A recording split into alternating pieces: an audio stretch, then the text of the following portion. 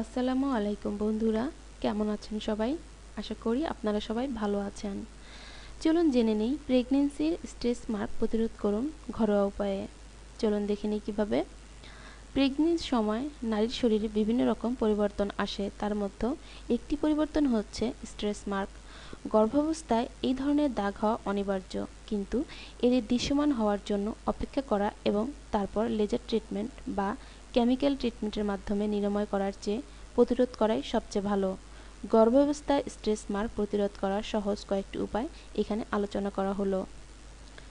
চলুন দেখে নেই কি কি। ১. পানি। পানি শরীরকে বিষমুক্ত হতে সাহায্য করে এবং আপনার ত্বককে স্ট্রেসের চাপকে নামিয়ে দিতে সাহায্য করে। তাই গর্ভাবস্থায় অবশ্যই ৬ থেকে ৮ গ্লাস পানি পান করুন। এছাড়াও হাইড্রেটেড খাবারের জন্য গ্রিন টি পান করতে পারেন। গ্রিন টি অ্যাক্সিডেন্ট সমৃদ্ধ এবং ক্যাফেইন মুক্ত। পানি সমৃদ্ধ খাবার যেমন তরমুজ, স্ট্রবেরি, শসা ইত্যাদি খাওয়া উচিত। ২. ভিটামিন।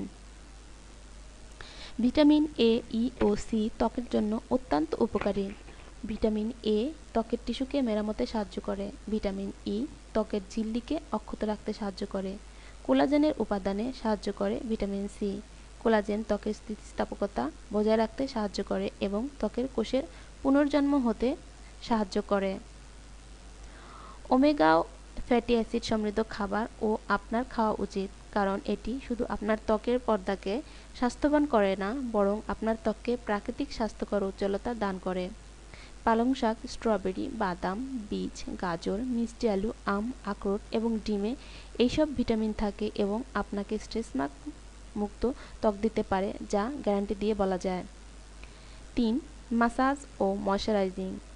গর্ভের শিশু বেড়ে ওঠার সাথে সাথে পেটে এর চারপাশে, নিচের দিকে, উরুতে ও পায়ে চাপ পড়ে বলে এই জায়গাগুলোতে স্ট্রেস মার্ক পড়ার প্রবণতা দেখা যায়।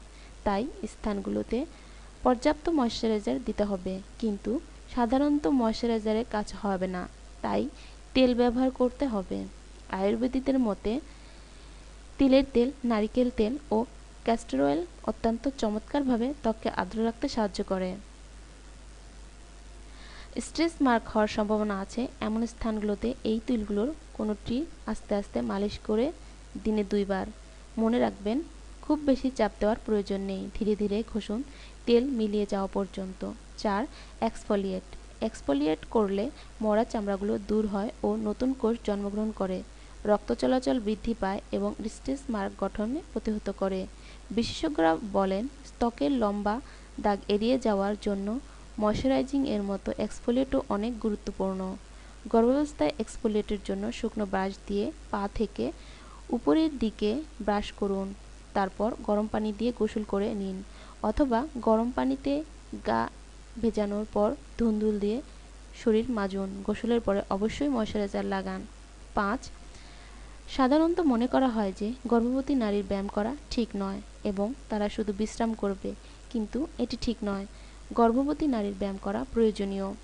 ব্যায়াম করলে অভ্যন্তরীণ জন্ম প্রক্রিয়াটি সহজ হয় এবং লেবার পেইন ম্যানেজ করতে সাহায্য করে। ব্যায়াম করলে ত্বকের স্থিতিস্থাপকতা বজায় থাকে, শরীরের রক্ত চলাচল বৃদ্ধি পায় এবং অনেক বেশি অক্সিজেন গ্রহণ সাহায্য করে। অধিক অক্সিজেন, অধিক রক্তচল ত্বককে টানটান হতে সাহায্য করে, যার ফলে দাগ সৃষ্টি হয় না। যদি আপনি প্রেগন্যান্সির সময় ব্যায়াম করতে চান, তাহলে আপনার চিকিৎসকের পরামর্শ নিয়ে তারপর শুরু করুন।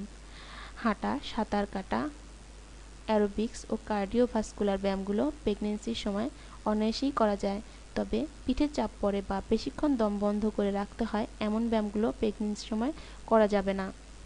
যদি এইসব সতর্কতা অনুসরণের পরও স্ট্রেস মার্ক দেখা যায়, তাহলে এই দাগ গোলাপি বা লাল থাকার সময় ও সামান্য ব্যথা থাকার সময় নিবারণের চেষ্টা করতে হবে। এর সবচেয়ে ভালো সমাধান হচ্ছে নারিকেল তেল ব্যবহার করা।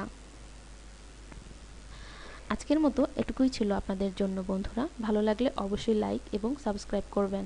ভালো থাকবেন সবাই।